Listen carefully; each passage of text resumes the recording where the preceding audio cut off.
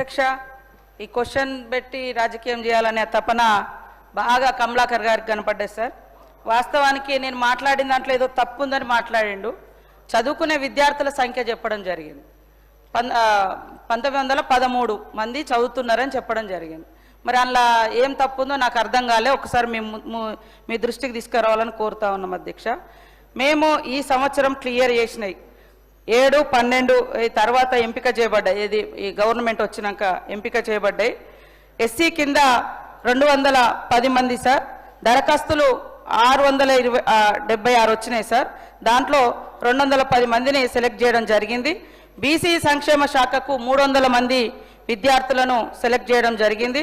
Minority శాఖ ద్వారా 500 మంది విద్యార్థులను మరి సెలెక్ట్ చేయడం జరిగింది అధ్యక్ష.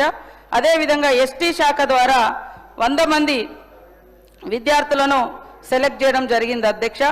ఆయా వచ్చినటువంటి దరఖాస్తుల ఆధారంగా దాదాపుగా 64 అంటే 1110 మంది సెలెక్ట్ చేయడం జరిగింది అధ్యక్ష మొత్తం.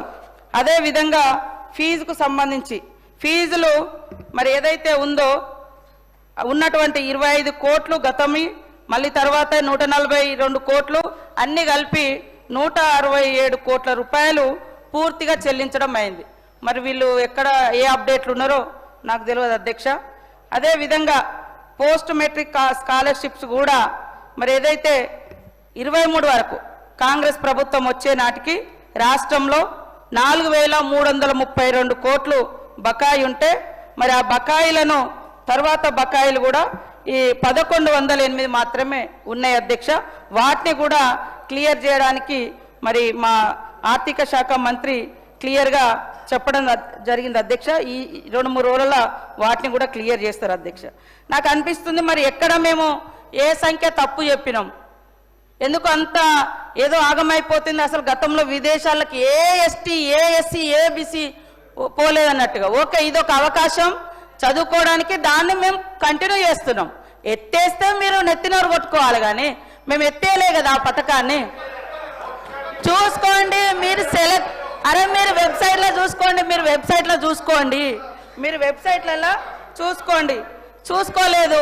మరి కమలాకర్ లాగానో ఇంకో పెద్దల లెక్క మేము ప్రైవేట్ స్కూళ్ళ నుంచి వచ్చిన కాదు సార్. మాకు సూటిగా గవర్నమెంట్ స్కూళ్ళలో చదివినాం, గవర్నమెంట్ హాస్టల్స్లో వచ్చినాం.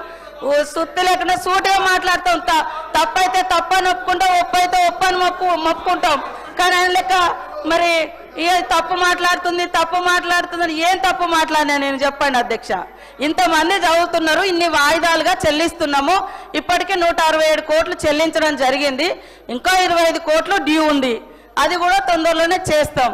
అదేవిధంగా ఇప్పుడు గతం కంటే ఎక్కువ 1100 మంది విద్యార్థులను వచ్చిన అప్లికేషన్ల ఆధారంగా మరి సెలెక్ట్ చేయడం జరిగింది. వెబ్సైట్లో ఉన్నది, మీరు కూడా చూసుకోండి. మా అనిల్ జాదవ్ గారు మాట్లాడిన హాస్టల్లో అయింది అని.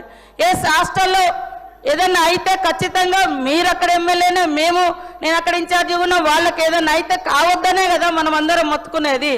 ఎవరైనా ఇప్పటికి కూడా ఈ వేదిక ద్వారా కావాలని కానీ నెగ్లిజెన్స్ ద్వారా కానీ పిల్లలకు హాని చేస్తే ఖచ్చితంగా కఠినమైనటువంటి చర్యలు తీసుకోబడుతుందని ఆయా వార్డెన్లకు ఉద్యోగులకు అక్కడ బాధ్యత తీసుకున్నటువంటి ప్రిన్సిపల్స్కి అందరికి కూడా హెచ్చరిక చేస్తూ ఉన్నాము.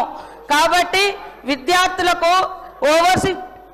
అంబేద్కర్ ఓవర్సీస్ స్కాలర్షిప్ ఏదైతే ఉందో తొందరగా ఈ సెలక్షన్ అయింది. ఇప్పుడు తొందరలోనే వాళ్ళందరికీ కూడా ఈ యొక్క ఫలాలు అందుతాయి. 167 కోట్లు రిలీజ్ చేసినాం, పెండింగ్ లేదు.